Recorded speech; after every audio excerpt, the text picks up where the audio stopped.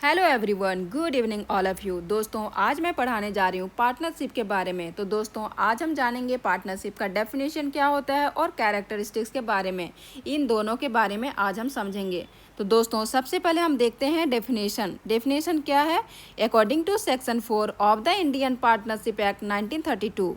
ये कौन सा सेक्शन में है दोस्तों? सेक्शन 4 में इंडियन पार्टनरशिप एक्ट 1932 के according. Partnership is the relation between person who have agreed to share the profits of a business carried on by all or any of them acting for all. तो दोस्तों, इसका क्या meaning है कि भारतीय साझेदारी अधिनियम जो है 1932 की धारा 4 के अनुसार जब दो या दो से अधिक व्यक्ति किसी व्यवसाय को क्या करते हैं, मिलकर करने और उससे होने वाले लाभ को क्या करते हैं दोस्तों, आपस में बांटने के लिए सहमत होते हैं, तो उनके बीच का संबंध क्या कहलाता है? पार्टनरशिप कहलाता है। ठीक है। मान लीजिए राम और श्याम मिलकर एक कपड़े की दुकान खोलते हैं। दोनों पैसा लगाते हैं, मिलकर व्यापार करते हैं, तो उसे जो भी लाभ होता है वो वापस में बांट लेते हैं। तो ये क्या होता है दोस्तों? पार्टनरशिप है। ठीक है। अब देखते हैं इसका कैरेक्टरिस्टिक्स के बारे में हम समझेंगे। तो इसका कैरेक्टरिस्टिक्स क्या क्या होता है पार्टनरशिप का?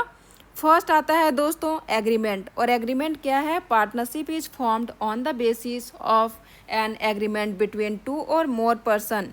एग्रीमेंट में क्या होना चाहिए दोस्तों? कम से कम दो व्यक्ति आपस में सहमति बनाते हैं और मिलकर व्यवसाय, कम से कम मतलब दो व्यक्ति का होना जरूरी होता है पार्टनरशिप में। ठीक है। नेक्स्ट है sharing of profits. Sharing of profits का क्या मतलब होता है? लाभ का पार्टनरशिप में बंटवारा होना।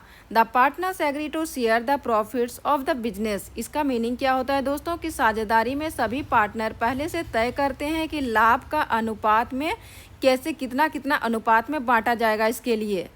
नेक्स्ट है दोस्तों केयरिंग ऑन बिजनेस। और केयरिंग ऑन बिजनेस का क्या मतलब होता है? तो ये व्यवसाय करना। इसमें डिफिनेशन है दोस्तों, the business must be carried on by all or any of them acting for all. तो दोस्तों, इसका मीनिंग हो जाएगा पार्टनरशिप मतलब केवल व्यवसाय करने के लिए बनाया जाता है। केवल पैसा लगाना ही उसमें पर्याप्त नहीं होता है दोस्तों, व्यवसाय को आगे बढ़ाना भी जरूरी होता है। ठीक है। नेक्स्ट है म्यूचुअल एजेंसी। म्यूचुअल एजेंसी क्या होता है? Every partner is the agent of the firm as well as of other partner. इसका क्या मतलब होता है दोस्तों? कि हर पार्टनर स्वयं भी मालिक हो सकता है और दूसरे पार्टनरों की ओर से कार्य करने का भी अधिकार रखता है। ठीक है। नेक्स्ट है लायबिलिटी। और लायबिलिटी का क्या मतलब होता है? तो The partner have unlimited liability. They are personally liable for the debts and obligations of the firm.